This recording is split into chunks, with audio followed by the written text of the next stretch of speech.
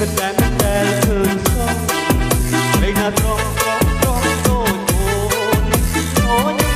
មិនដែលប្រពន្ធអូនអូនតែគួរអ្វីក្រលខ្ញុំមិនដែលស្គាល់ឡើយខ្ញុំមិនឆ្នៃទេកងទៅជាបងខ្ញុំខ្ញុំក៏មិនដឹងបងអាចចង់ថាខ្ញុំនឹងមិនប្រងប្រាំអូនតែជួយក៏មិនប្រាប់ដែរក៏พูดតែបងក៏ឡាញ់ធ្វើស្ដាប់ខ្ញុំមិនជឿទេបងមកได้គុំលើយប្រាប់ថាបងប៉ែទេមិនជឿបងឡើយធ្វើតិចឡើយទៅជឿ